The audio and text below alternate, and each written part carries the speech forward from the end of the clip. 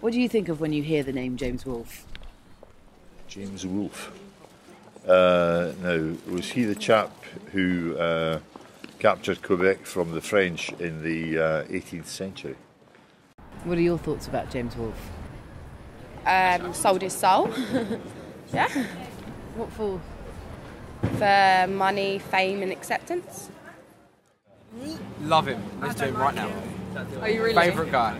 That's quite annoying because I bought some shoes and now he's wearing them, so I don't really know if I can wear them. So. What do you think about James Wolff and his band? They make people happy. Some people. When I think of him, I think of that fight he was in recently. Was he in a fight with the paparazzi? I don't necessarily think that it's really it's a very good role model, but I mean, in this day and age, I mean, he's doing what he has to do. What do you think of when you hear the name? Mostly cocaine, I think.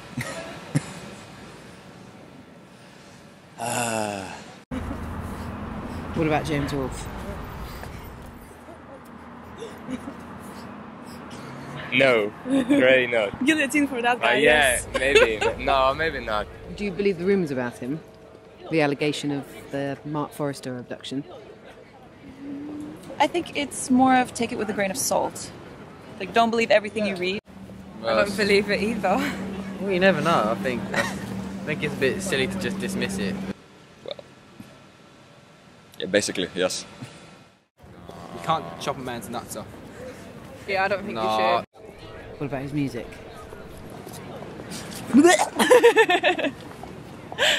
It's quite sad. What about his music? I don't understand it. But of course, I'm not a 12-year-old girl, so. How do you feel when you hear a James Wolff song? Really, really bad. Really bad. Like, really bad. And I don't know why. I'm looking for answers.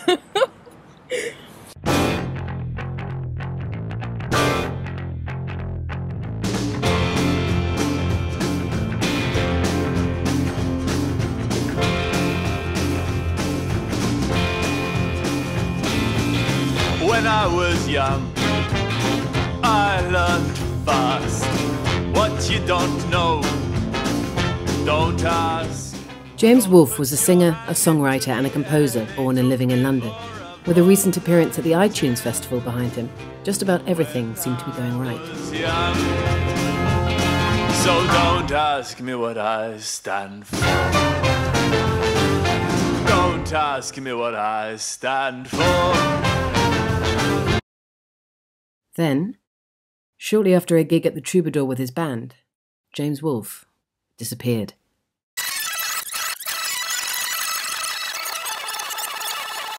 What I found was a story involving violence, abduction, suspicion, intimidation, often fear, and the persistent rumour that the source for many of Wolff's lyrics was dangerously close to the truth. My name is Jo Harper. As a journalist living and working in London, I'm well aware that over 200,000 people go missing in the UK every year. Very few of them have the kind of rumours circulating around them that Wolff left behind. Over the past year, I've made contact with those people who knew him best to try and gain some insight into what might have happened, his state of mind, and to investigate the authenticity of some of the claims and allegations that have been made against him. In an earlier band. Okay, how would you feel if we came to talk to you? Hi there. Hi here, come in. Thanks again for agreeing to talk to us. Oh, no problem. Just through here? Yeah, come through. So, tell me about James Wolff. What do you want to know? I jumped off a train in France once. A moving train? Yeah, fucking moving. Oh, hiya. Hello. Ed Burnett, a long-time friend and the original flautist in James Wolff's first band, The Electric Sheep, who was forced to leave the band when his wife became pregnant with their first child. Hello, Freddie. Oh, Papa, who are they, Freddie? Yeah. Can you tell me about the women in his life?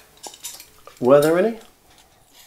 People often think he makes up the stories or the characters in the songs. I remember a song he wrote about a madman, and a psychiatrist friend described it as a clinically accurate representation of a nutter. Oh, hello, it's Jo and the camera crew for the interview. Yeah, that's fine. Just come straight up.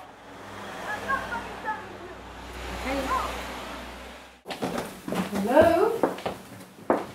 I told you before, that's not how it's done. Listen, I am so sorry. Is there any chance that you could help me out for 2 seconds? I've got the keys in this pocket here, and I'll just be with you in 2 seconds. I'm sorry, guys. Dan Fatzina is a former child star and an aspiring dancer, now working in a section of the film industry, who first met Wolff on the set of his latest feature, It Goes Further, It Goes All the Way. You alright? Okay, great. So tell me a little bit about James Wolff. Unusual. He once convinced me that a chair doesn't really exist, and how language doesn't really set us free but imprisons us, and I never felt really quite comfortable after that, you know, sort of sitting down and Melinda Thorpe is more qualified than most to know what might have been Wolff's state of mind leading up to his disappearance. For 5 years, she experienced a relationship with him. People always say, oh, what a beautiful song, you know, so profound, so moving, or yeah, I really heard that, it's so clever, right? Or bullshit. Yeah, he's the only guy I ever met who could genetically engineer emotion. It's made up. He's made up, you know? You know what you are? You are the petri dish where he grows the songs. You're like the petri dish for his imagination. I should know. Yeah, you were together a number of years, weren't you? Yeah, I used to be a romantic till I got my end away. Now I'm as romantic as is necessary. I mean, those are the lyrics, right? He wasn't even trying to hide it. It's all there in the song. Isn't it possible that maybe the lyrics he wrote weren't about him, but that through the characters in his songs he was trying to make a bigger point about people or society in general?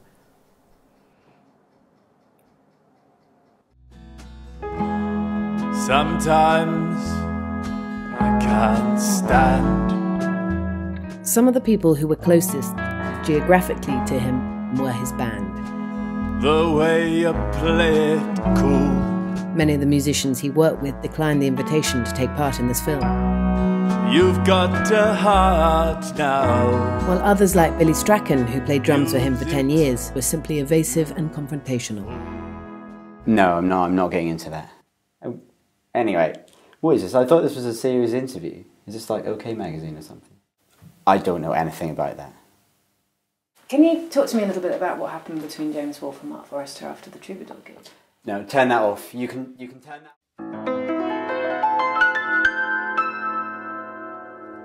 Nick Rockwell, pianist and organist. He once sold me 40 cans of cat food. I mean, that's the kind of guy we're talking about. He said it was good stuff. It's a lot of cat food. I didn't even have a cat.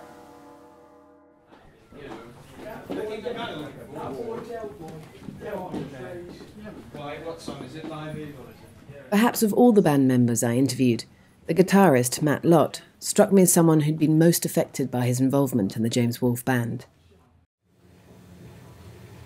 I understand you were the last member of the band to join, Matt. Yeah, that's right. Can you tell me what are your strongest memories of him? My strongest memory of him is probably the time he directly threatened my manhood quite severely. I mean, there'd been a few indirect threats in the past, but this one was particularly direct. Why would he do that, Matt? I think I was playing a solo at a gig, and I was meant to play an A, and I played a B flat. Oh no, no, I think I was meant to play the A, and I played a G. No. 5 days later, I received a call from Billy Strachan. He agreed to meet me again. This time, he came with his lawyer. Yeah, not a problem. When's good for you?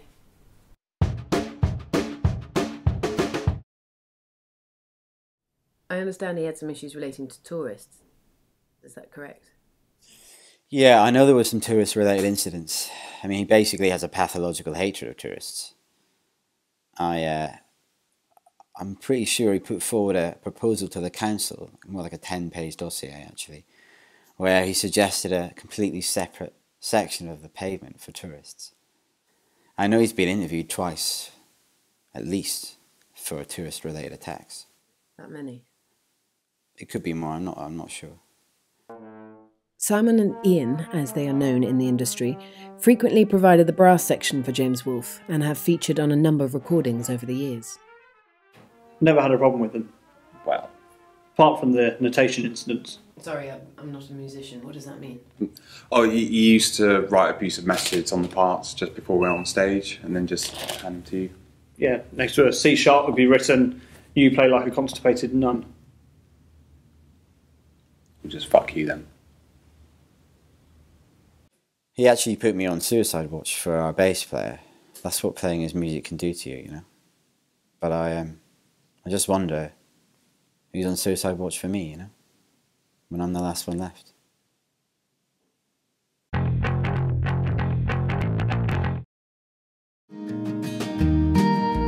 Now happily married and living in Scotland, Matthew Dover was introduced to James Wolff through Billy Strachan.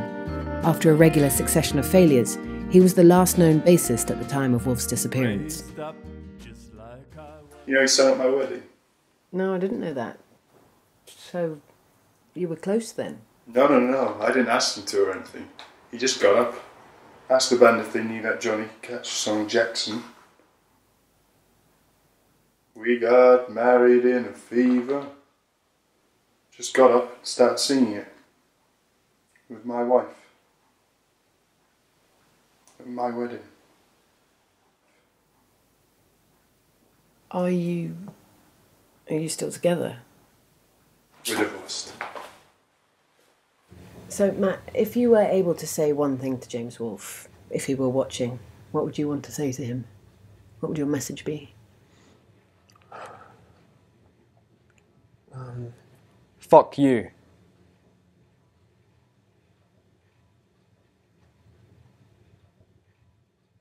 So how's he managed to get all these people to work for him? Sex? Well, not with me.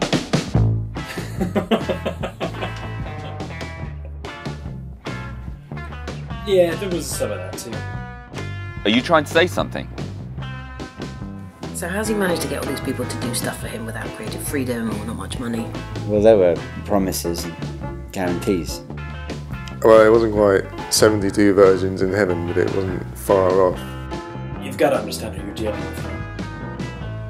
Needless to say, there was a failure to deliver. Yeah, I'm afraid that was an issue. I mean, it's money in the end. Yeah, well, not much. Pays the bills. Not much. I don't know how much your bills are. He smelt it on people. He kind of sensed the need, found their weak spot, and then bang, you're doing it. Blackmail. You don't like it. Bullying. You know it's not right. Promises and threats. But you're doing it. People often wonder how he gets away with it. But do you know what isn't demanding? Shit. Shit is not demanding. James Wolff does not produce shit. Right, you mean artistically speaking? You can't have Sainsbury's Basic Lager as a rider at a gig. What about the rumours of drugging musicians to make them more compliant? Did you ever see any of that? I don't know about musicians, but I know for a fact he spiked the sound engineer's drink before a gig once. Okay. Why on earth would he do that? Well, the guy was taking ages to set up, clearly didn't give a toss. James just lost it. So, what did he do? Slipped some speed into the guy's beer. The results were,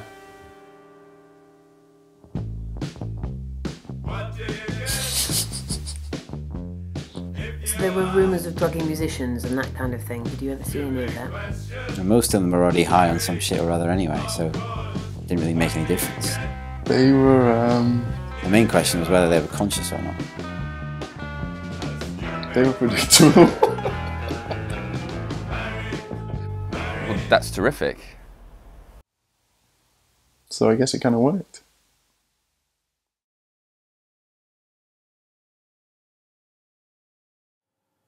Do you have any idea what might have happened to Wolff after his disappearance?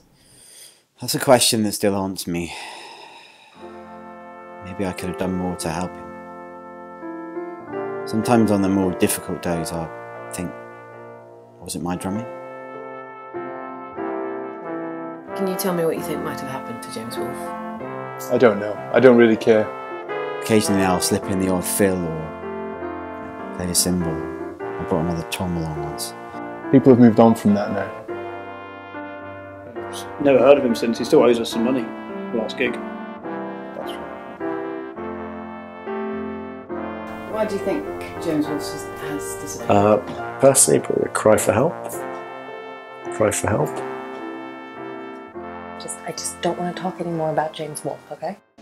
With the turbulent rumours surrounding his private life, it is easy to forget that he also wrote songs. What about the songs? What about the songs? Oh yeah, we like them, don't we? Now I want you to love me for who They remind me of my life. In fact, I think they remind me of everybody's lives. It's like he's singing about the whole world. He's not going to see this, is he? What about the songs? Well, if you're looking for lyrical athleticism, art, passion, emotion, then I would say look no further than the James Wolff song. But frankly, who the fuck wants that? They're just not my scene at all and pretty dark. And to be honest, I don't know if I understand them half the time. I'm just looking for some young, vivacious, curvaceous girl that's gonna shake her ass at me, you know. Songs with words. And shake her ass at me suggestively.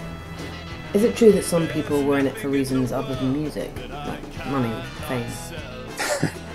We had to like the music. The songs speak to me of a better time. A happier time. I see. When would that be? Not in my life. I just mean... Nothing has to be in it for.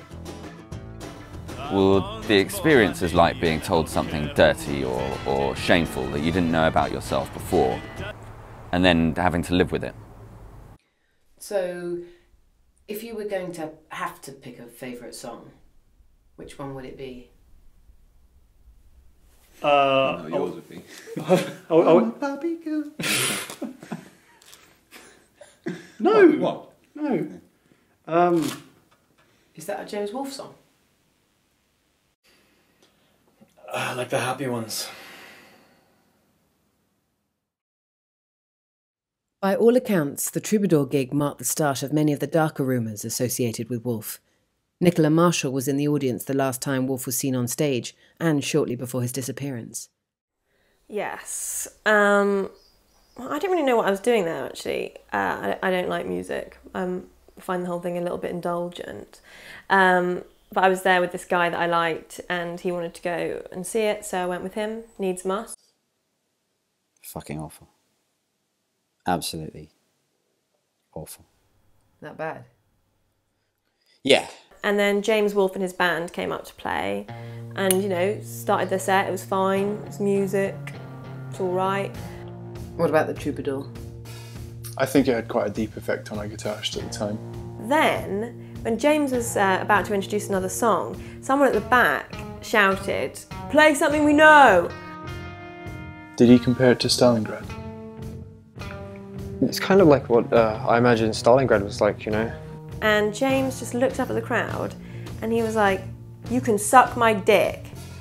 There was a lot of people throwing stuff at us. And then launched into this version of K Sarah Sarah, which was about as aggressive as Doris Day. It's a big shortage of food. And then I was interested because, that's not music, that's a lot more entertaining. So what about this Troubadour gig? Some people have said about you, particularly Ian, that you actually assaulted someone. Anyway, apparently the heckler, went up to him afterwards and apologised, and they ended up getting into a massive fight. I'm not a violent man by nature. Let's put it this way. Heckling's a dangerous business. what I did that night, I did in self-defence. And what exactly did you do? I didn't tell you. You can't remember. Oh, we didn't even get paid. I imagine people at Stalingrad didn't get paid either. Yeah. Yeah, some deep scars, that one. But I didn't really know about that because I was at home getting lucky, so.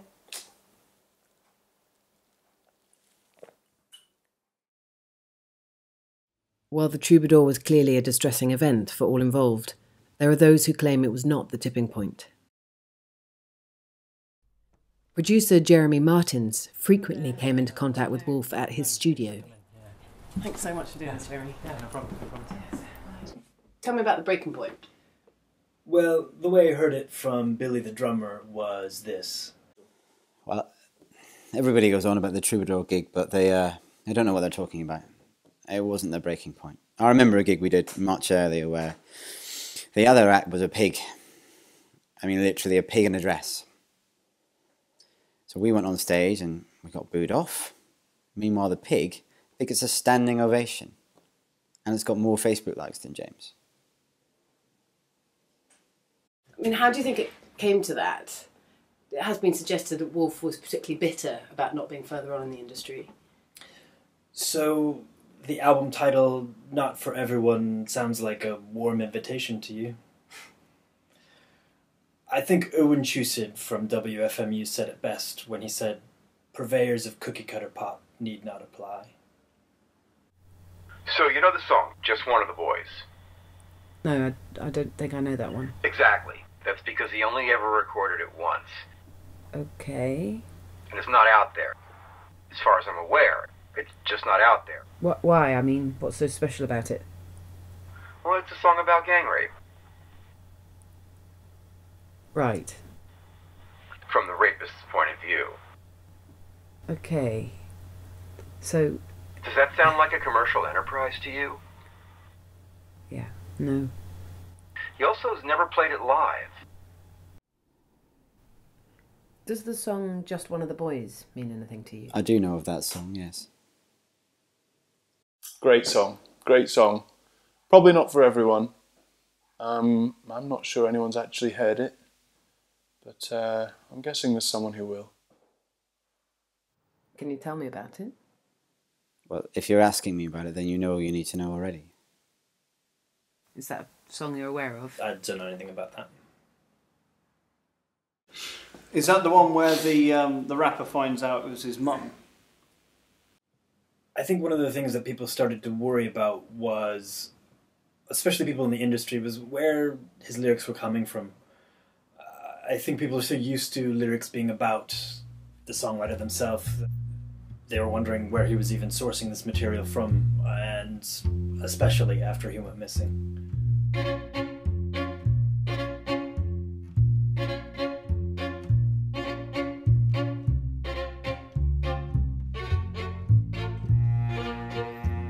One of the most controversial allegations concerning James Wolff is his alleged involvement in the abduction of another singer-songwriter, Mark Forrester, soon after the Troubadour gig.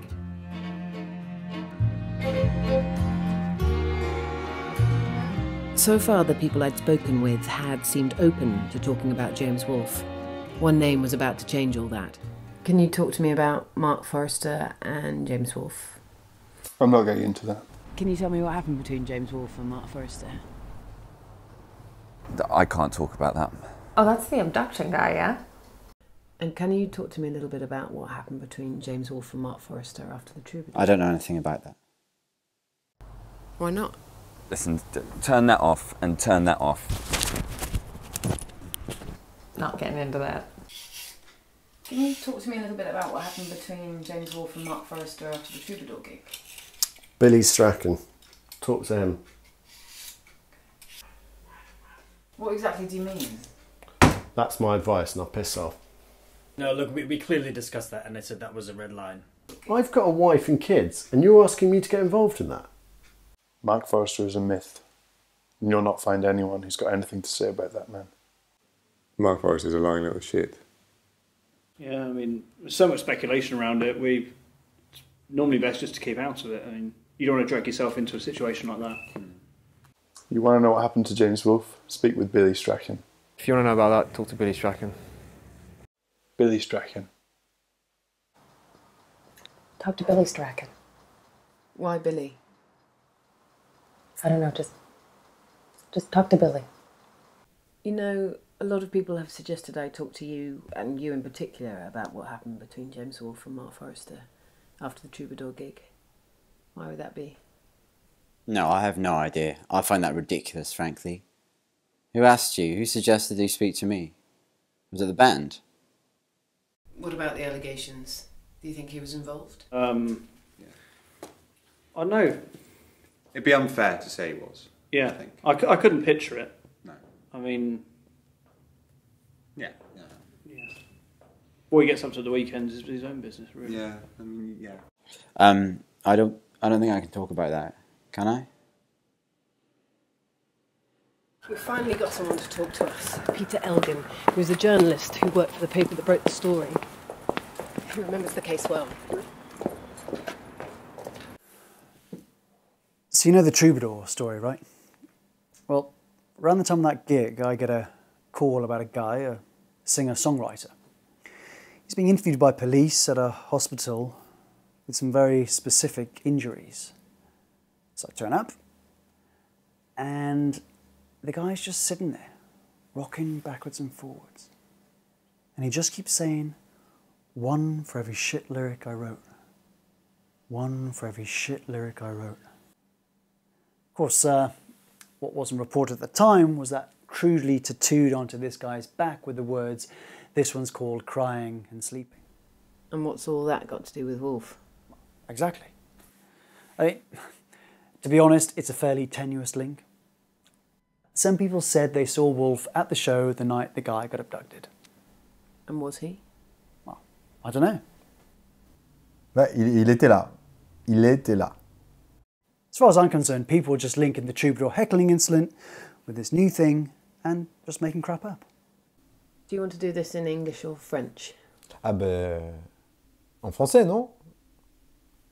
Parce que moi, en anglais, honnêtement, je peux pas. Hein. Moi, quand je parle en anglais, ça me fout un peu la gerbe, pour être honnête.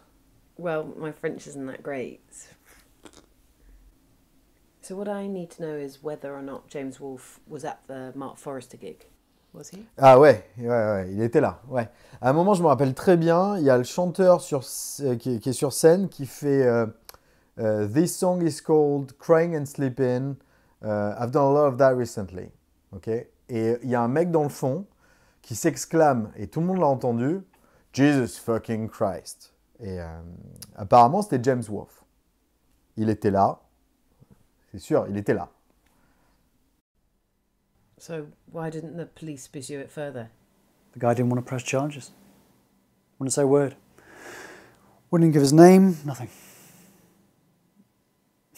For what it's worth, I think the guy was just trying to make a name for himself. He was a singer. No such thing as bad publicity. I was contacted this morning by someone claiming to have a copy of the song Just One of the Boys.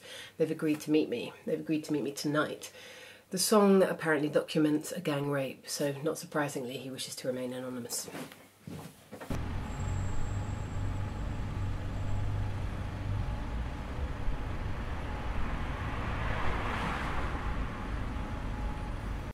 For legal reasons we can't play this song on camera, but I am going to listen to it now.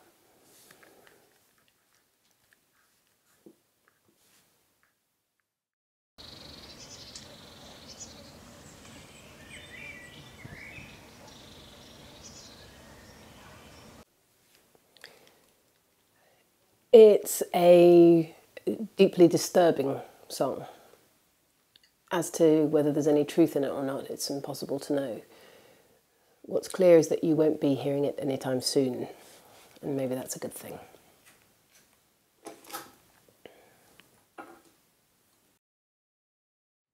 Well, are you sure? Yes, yeah, you say where and when, and we'll make this happen. Yes, I understand. But is he willing to talk? Great. 30 minutes. We'll be there.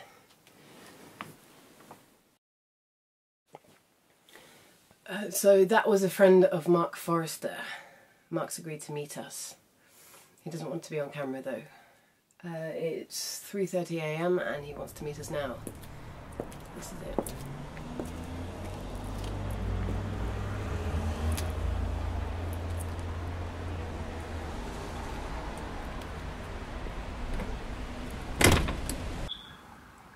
And have you been playing much? Do you still write and sing? No. I don't know, I just sort of lost the motivation after that, really. And what do you do now, Mark? I still write. You've probably seen some of my work in Valentine's cards, birthday cards, any kind of card, really. I mean, I've actually got some of my work here, if you don't mind.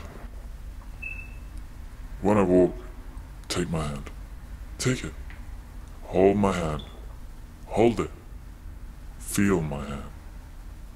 Walk with me, not behind me, and not in front either. Equally mine. Eternity is but a minute in your company, and when I cry more, because I'm crying, and my tears are blocking my view of you. When I walk, take it. Hold it. Not behind. Not in front either. I mean, it's just something. Yeah, right. Just what I was known for, you know? Words. Come easily for me, I guess. Right. It's good stuff, Mark. Mark. Yeah.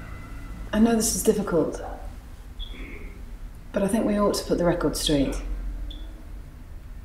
Did James Wolff do this to you?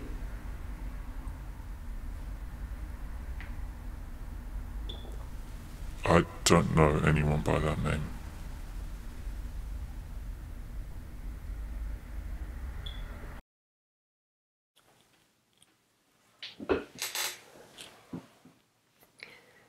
It's strange to think that I'm nearly at the end of this process, that I've nearly finished something that's taken the best part of a year. I feel that I know James Wolff a little more, but you have to admit that there are certain limitations, not least that the subject himself isn't here. Who can say if the allegations about Mark Forrester are true or simply a story? I don't know. But certainly the character that's been portrayed by the people I've spoken to would be more than capable of it. You're so fucking gullible. Who is this? Billy, is that you? Billy, is that you? It's me. Hi, Billy. You need to stop this now. I'm not sure. Listen to me. You need to stop this now. No, I don't like being spoken to like that. Billy, are you talking about the film? Because we aren't done yet, so... You're not listening. Fuck the film. Do you understand? Fuck the film. Forget about the film. Don't you think people are owed some answers? Mark Forrester? So tell me, how was Mark Forrester? Did you like his poetry? You really have no idea, do you? Can we just arrange a time and a place and we can... There is no Mark Forrester. There never was, Joe.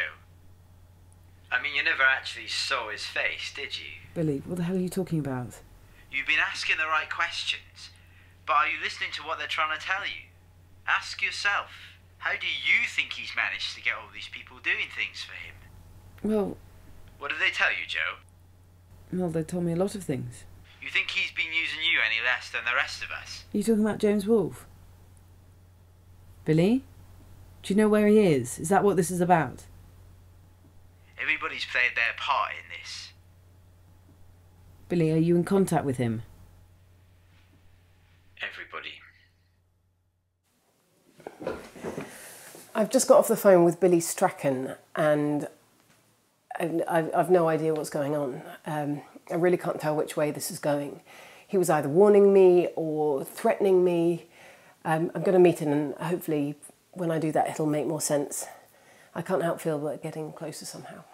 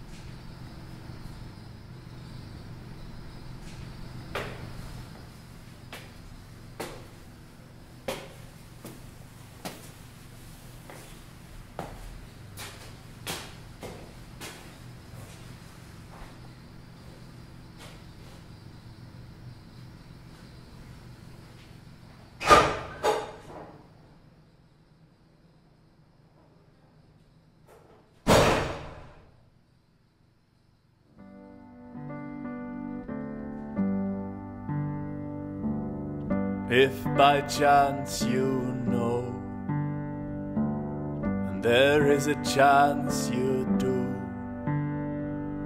won't you tell me how to get along? To tell her she's right when I know she's wrong, to promise she'll never be in any of my songs. Won't you tell me?